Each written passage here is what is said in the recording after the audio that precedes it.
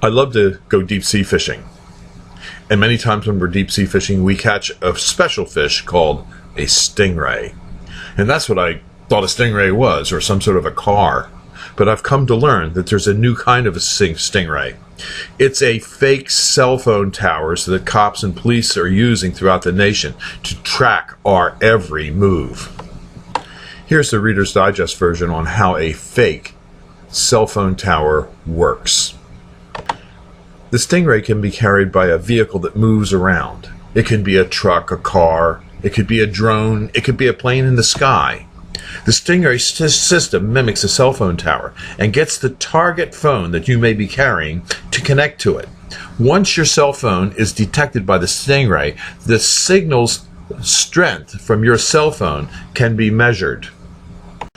As the stingray is moved from location to location, it measures your strength again, and by collecting the signal strength from your cell phone from several different locations, the system can triangulate and map your cell phone's location.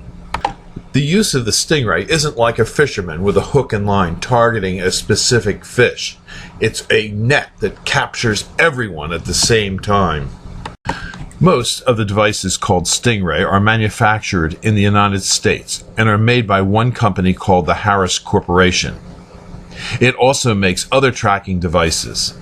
Other devices it makes can be used to conduct denial of service attacks on your cell phone, monitor your voice, amplify the range and power of stingrays, and it can also be used for triangulating an individual's location.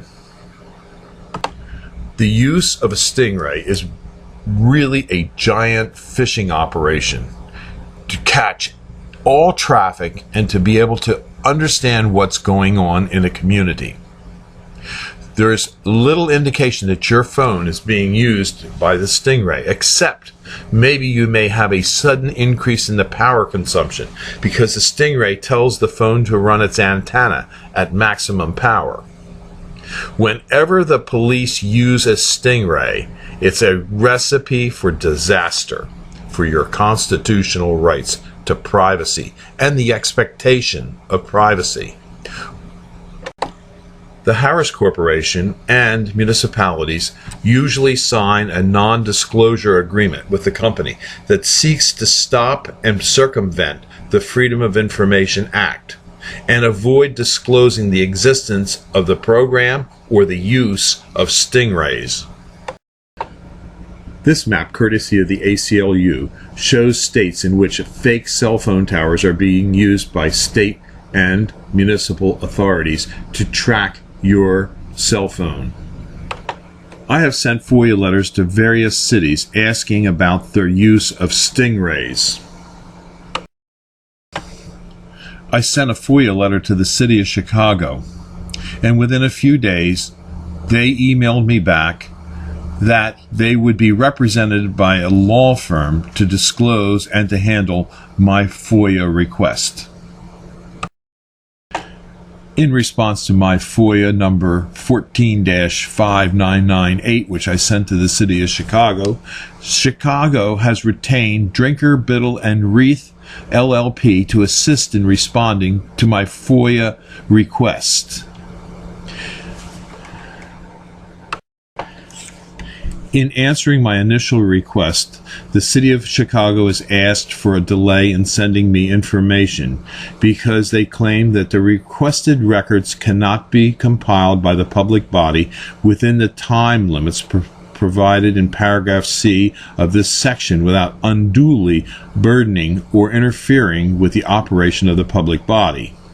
And they also went on to say that there is a need for consultation, which shall be conducted with all practical speed with another public body or among two or more components of a public body having a substantial interest in the determination or the subject matter of the request. I have granted them their extension. In the meantime, if you have any information on stingray use in Chicago, please forward it to me, bill@digatree.com, and I will be posting more information on the use of stingrays in the city of Chicago. Thank you.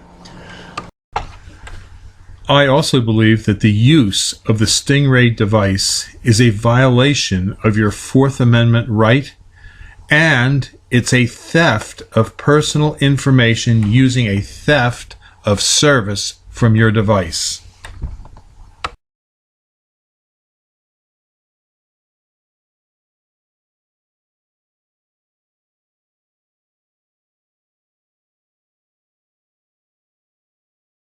This video is brought to you by Highland Hill Farm. We grow and sell screening and buffering trees for privacy and sound barriers.